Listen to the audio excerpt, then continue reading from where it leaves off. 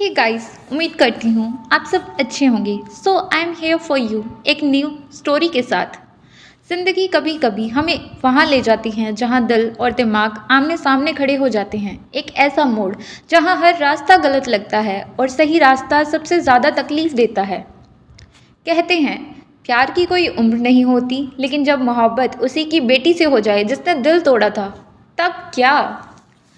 41 साल का आर्यन मल्होत्रा, एक ऐसा शख्स जिसने अपनी एक्स पर सब कुछ लुटाया और बदले में सिर्फ धोखा पाया।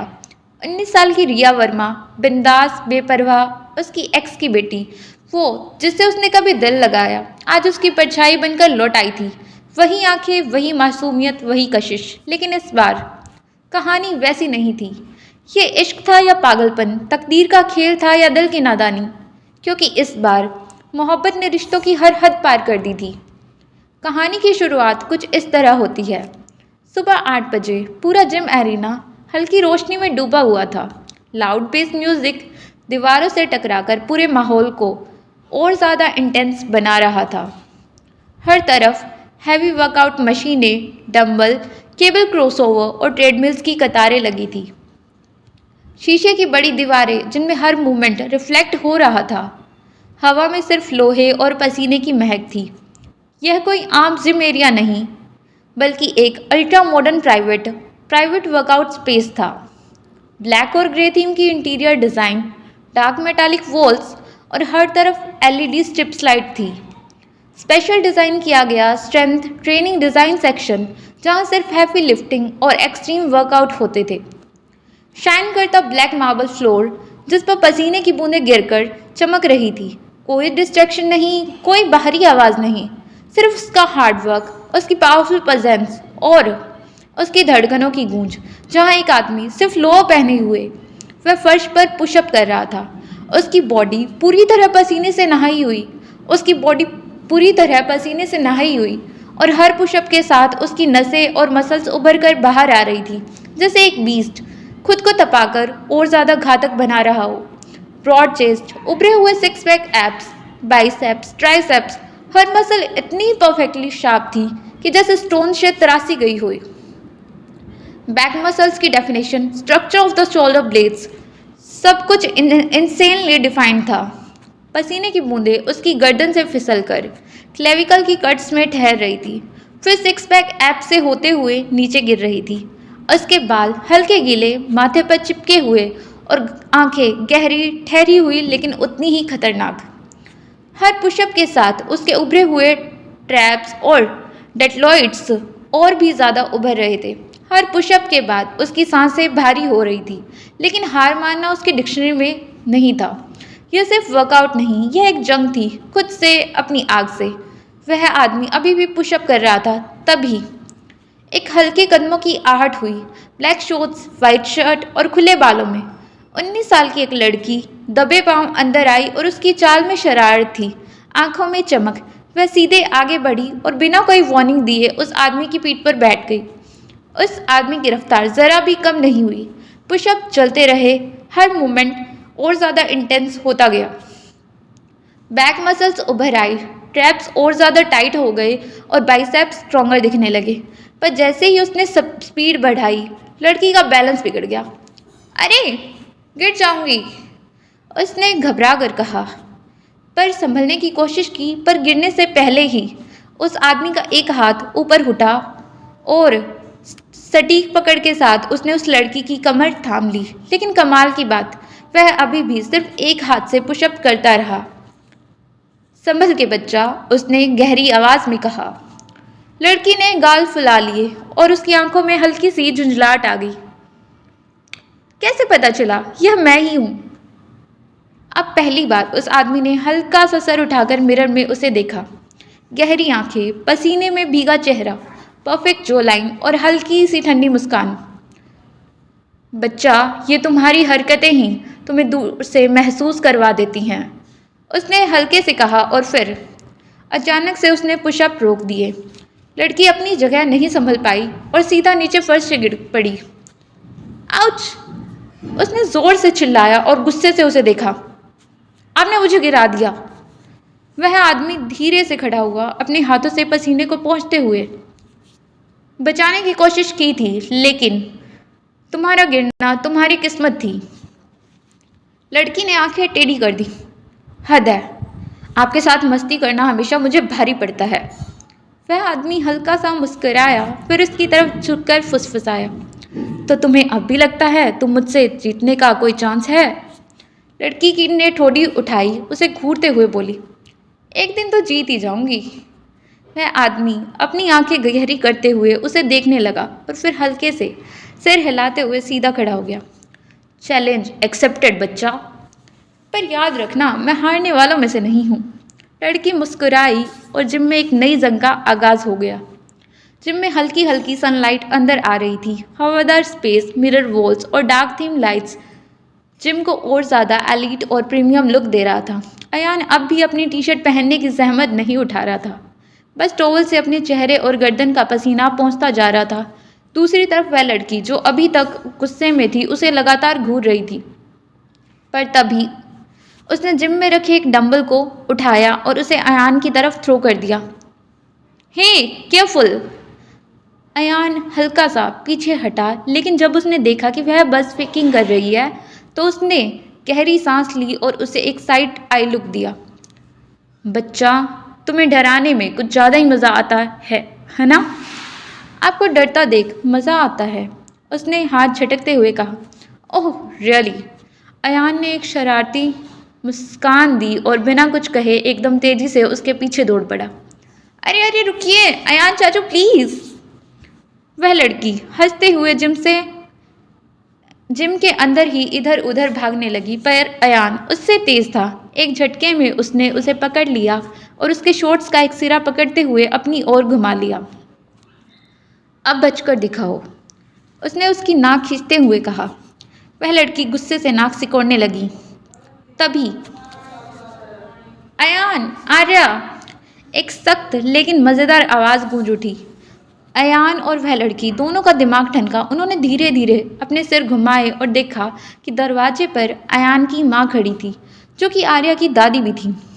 गहरे ब्लू कलर की साड़ी, माथे पर परफेक्ट बिंदी और आंखों में वही शार्प एटीट्यूड जो हमेशा से था।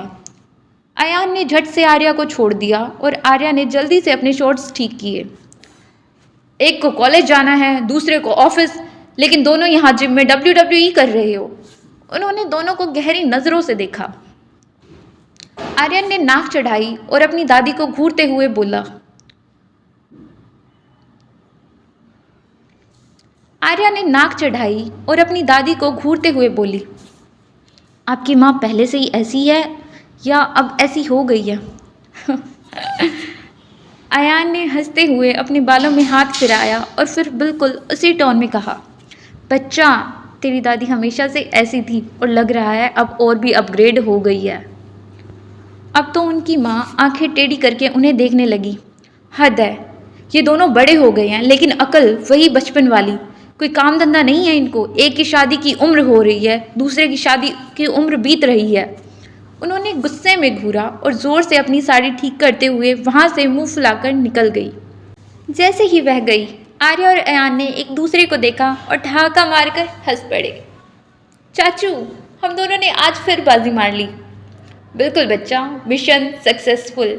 और जिम में एक बार फिर हंसी की गूंज उठी। जिम में वर्कआउट करने के बाद अयान अपने कमरे की तरफ बढ़ा।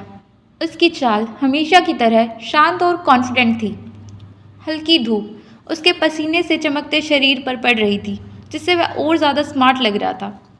जैसे ही उसने अपना कमरा खोला, उसे अलग सा एहसास हुआ। कमरा किसी लग्जरी होटल स्वीट जैसा था।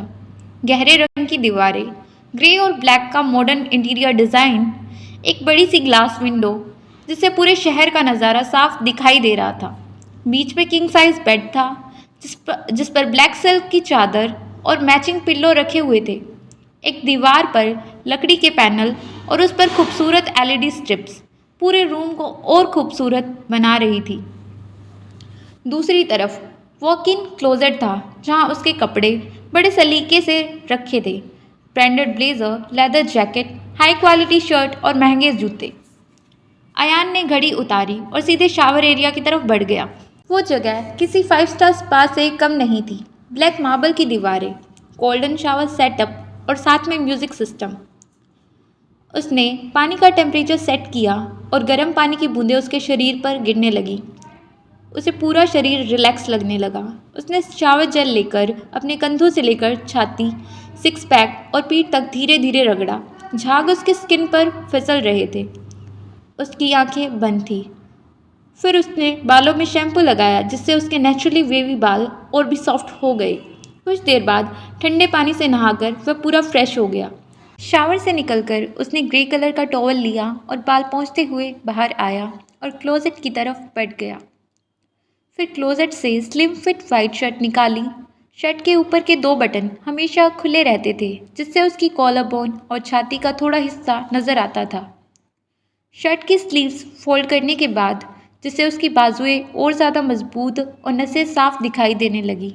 इसके साथ ब्लैक टेलर्ड फिट ट्राउज़र पहनी जो उसकी फिट बॉडी पर परफेक्ट लग रहा था। फिर ब्राउन लेदर स्ट्रिप वाली घड़ी, पतली सिल्वर चेन और ब्लैक लोफर्स पहने। सिंपल लेकिन जानलेवा लुक। अयान का ड्रेसिंग सेंस हमेशा सिंपल था पर क्लासी रहता था।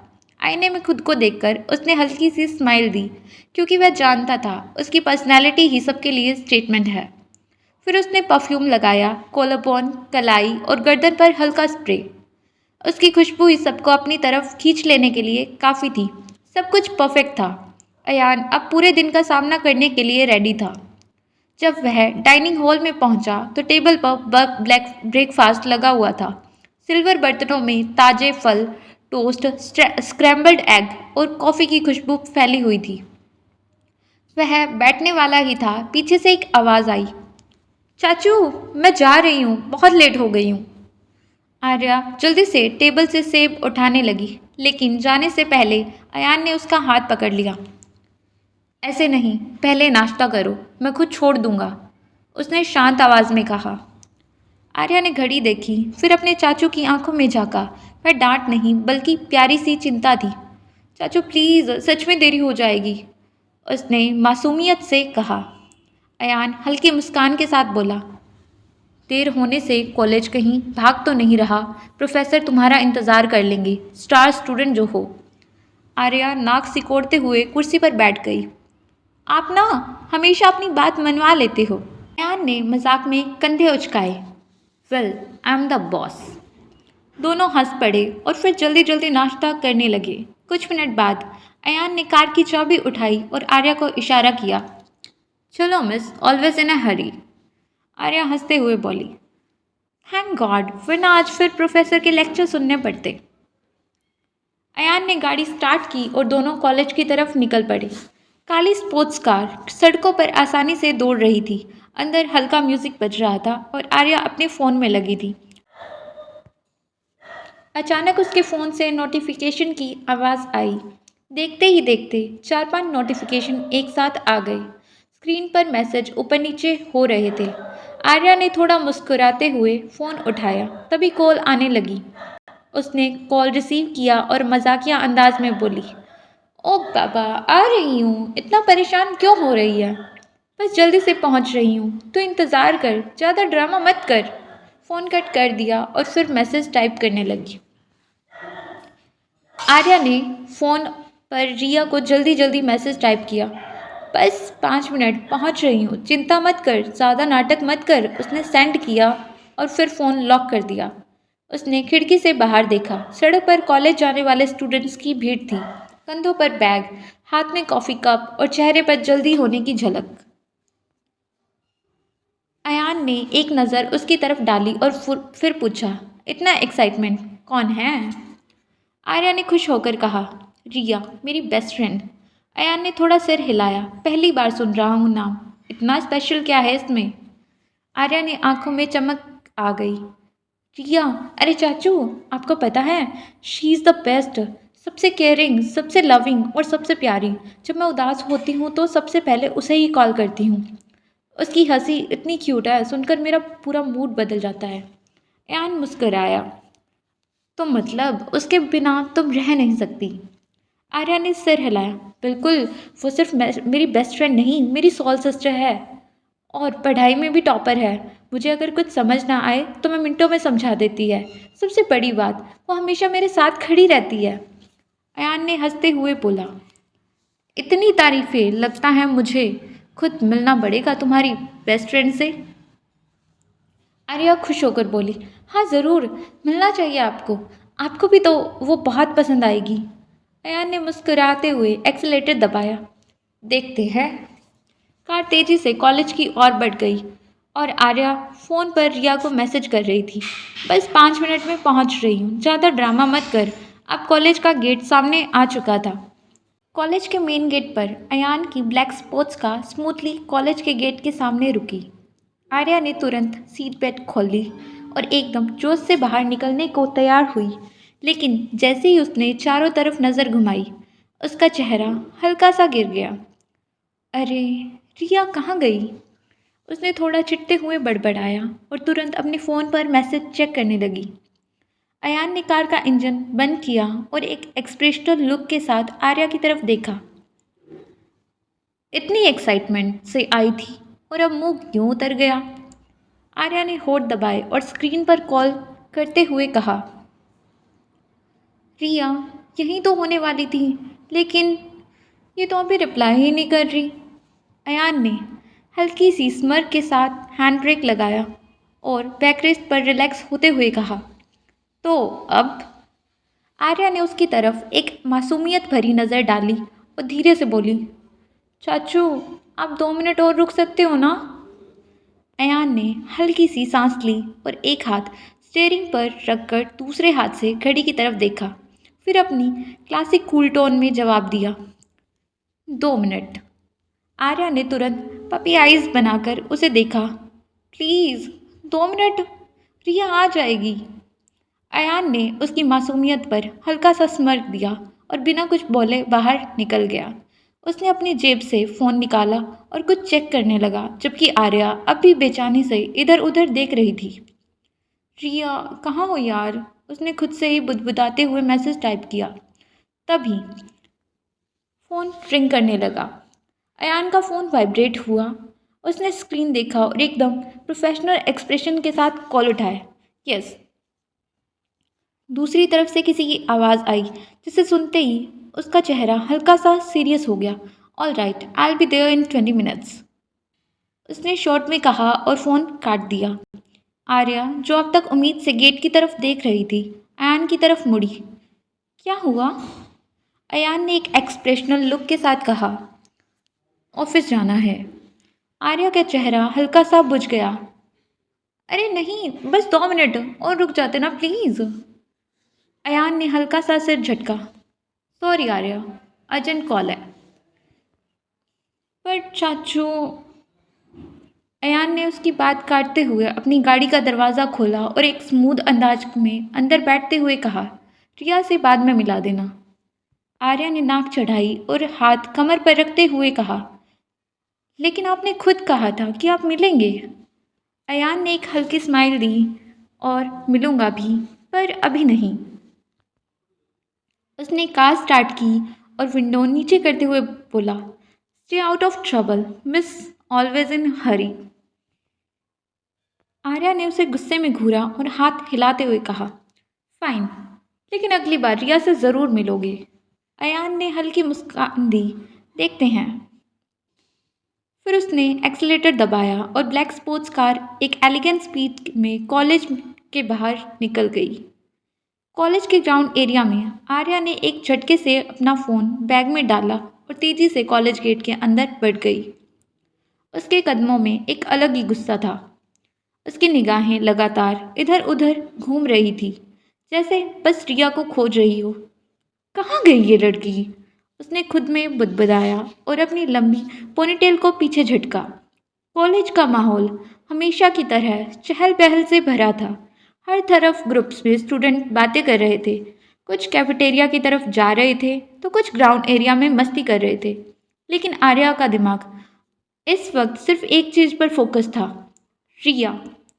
जैसे ही वह ग्राउंड एरिया की ओर बढ़ी, उसकी नज़र अचानक रिया पर पड़ी। रिया वर्मा, कॉलेज की सबसे स्मार्ट और फ्रेंडली लड़की, जो हर किसी की फेवरेट थी। उसकी हाइट लगभग 5 फीट 6 इंच थी। उसके लंबे वेवी ब्राउन बाल उसके कंधों पर खुले हुए थे। बड़ी बड़ी गहरी ब्राउन आंखें हमेशा चमक से भरी रहती थी। उसकी हल्की पिंकिश स्किन उसके चेहरे की मासूमियत को और बढ़ा देती थी, लेकिन उसकी मासूमियत के पीछे एक अलग ही शरारती एनर्जी थी। आज उसने dark blue high waist gene और वाइट क्रॉप टॉप पहना हुआ था, जिस पर छोटा सा सेसी बट क्लासी लिखा था। उसने अपने बालों में एक क्यूट सा सिल्वर हेयर क्लिप लगाया हुआ था। उसकी हल्की ज्वेलरी, छोटे हुप इयररिंग्स और एक टाइट चेन ब्रेसलेट उसकी स्टाइलिश पर्सनालिटी को कंप्लीट कर रहा था। वह इस वक्त ग्राउंड में अपने कुछ फ्रेंड्स के साथ मस्ती कर रही थी, हंस रही थी, मजाक कर रही थी, जैसे उसे कोई फिक्र ही ना हो। आर्या, जो इतनी देर से उसका वेट कर रही थी, उसे इस तरह आराम से हंसते मुस्कुराते देख और ज़्यादा गुस्से में आ गई। उसने एक लंबी सांस ली और बिना कुछ सोचे सीधे रिया के पास पहुंच गई। रिया, उसकी आवाज़ में गुस्सा झलक रहा था। रिया, जो अभी अभी किसी मजाक पर ठहाके लगा रही थी, अचानक आर्या की गुस्से से भरी आवाज़ सुनकर पलटी। ओहो मैडम, आ गई, उसने शरारती स्माइल के साथ कहा। कितना टाइम लगा दिया अंदर आने में। लेकिन उसकी बात खत्म होने से पहले ही आर्या ने उसका हाथ पकड़कर उसे खींच लिया। तेरे दिमाग में क्या चल रहा है? मैं तुझे बाहर वेट कर रही थी और तू यहाँ सबके साथ हंसी ठिठोली कर रही है। रिया ने एक पल को उसे घूरा, फिर हंसकर बोली, ओह, डोंट टेल मी कि तूने मेरी वजह से इतना गुस्सा किया। रिया, मैं तुझे सीरियसली ढूंढ रही थी। आर्या अब भी गुस्से में थी। रिया ने अपनी आंखें घुमाई और एक हाथ अपने कमर पर रख के बोली, डार्लिंग, तू जानती है ना मैं कितनी सोशल हूँ। ग्राउंड में आई तो बस थोड़ा नेटवर्किंग कर लिया। नेटवर्किंग? आर्या ने अपनी आंखें छोड़ी की तुझे कॉलेज का बिजनेस समिट समझ रखा है क्या? रिया ने हंसते हुए अपना फ़ोन निकाला। अच्छा बाबा, सॉरी, अब चलें? आर्या ने गहरी सांस ली, फिर सिर हिलाया। हाँ, इस बार मुझे अकेला छोड़ने की हिम्मत मत करना। रिया ने एक सॉफ्ट स्माइल दी और दोनों साथ में ग्राउंड से बाहर जाने लगी। लेकिन रिया के चेहरे पर शरारती चमक बता रही थी उसकी शैतानियाँ अभी ख़त्म नहीं हुई और आर्या को इस बात का अंदाज़ा भी नहीं था। तो क्या रिया की ये शैतानियाँ हमेशा ऐसे ही चलती रहेंगी? जानने के लिए सुनते रहिए feeling for my x daughter.